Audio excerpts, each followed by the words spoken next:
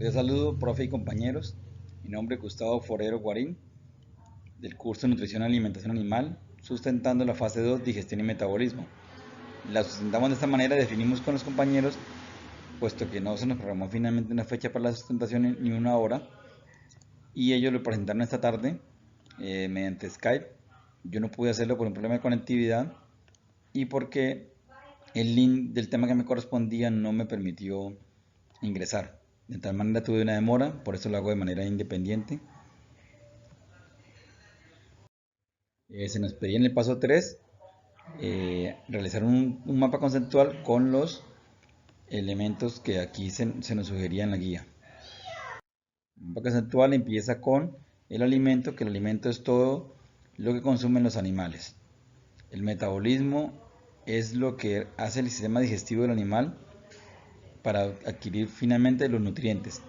Los nutrientes presentes en los alimentos son los componentes nitrogenados, los lípidos, los carbohidratos, los compuestos fenólicos, las vitaminas, los macroelementos o macronutrientes, los microelementos o micronutrientes. En los compuestos nitrogenados tenemos el nitrógeno no proteico, el cual a su vez encontramos lo encontramos en la urea y los nitratos. Las proteínas, que son elementos esenciales, y los aminoácidos. En los lípidos se dividen en simples y compuestos. Los simples, los ácidos grasos; los compuestos, los triglicéridos. Los carbohidratos. Los carbohidratos son estructurales y no estructurales. En los estructurales tenemos la hemicelulosa y la celulosa. Los compuestos fenólicos tenemos la lignina y los taninos. En las vitaminas encontramos los liposolubles.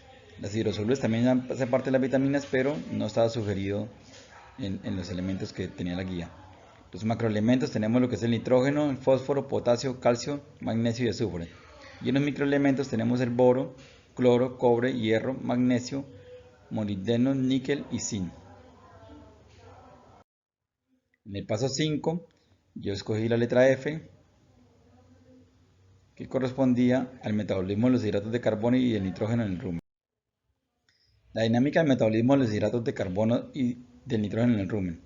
El aporte de proteína bruta al duodeno consiste en la suma de la proteína microbiana sintetizada en el rumen, la proteína alimenticia no degradada en el rumen y el nitrógeno endógeno.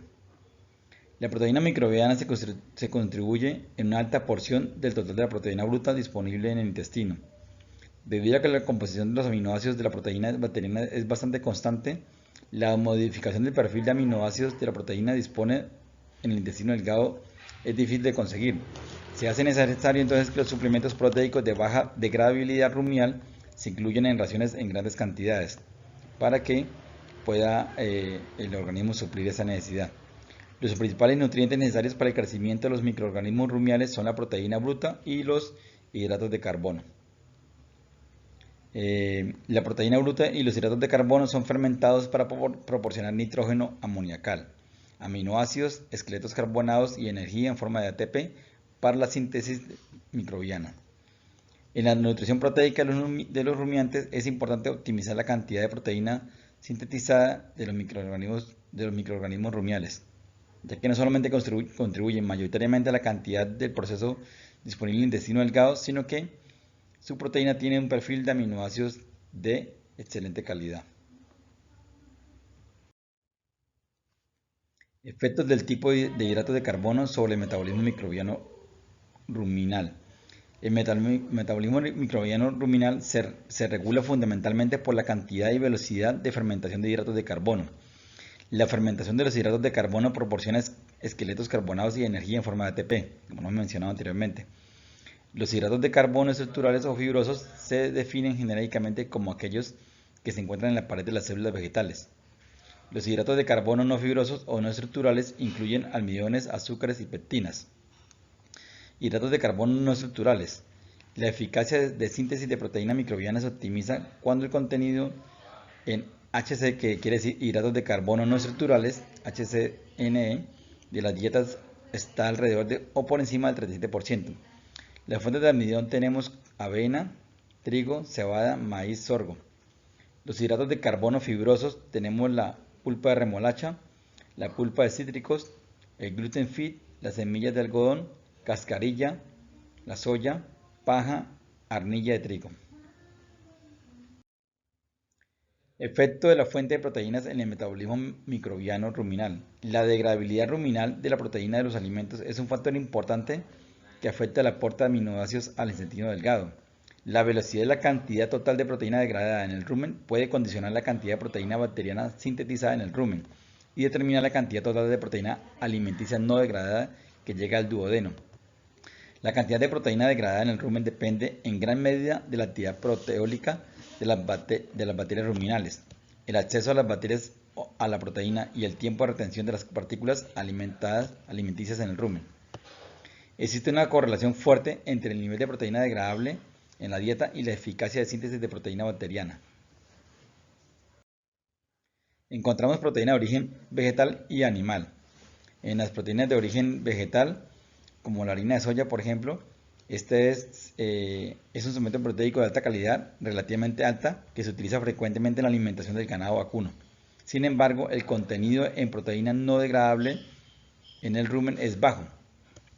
Para esto, para aumentar este nivel de proteína, se desarrolló diversos métodos físicos y químicos que reducen la degradabilidad ruminal de la harina de soya. El tratamiento por calor es el método que más se usa y con mayor frecuencia.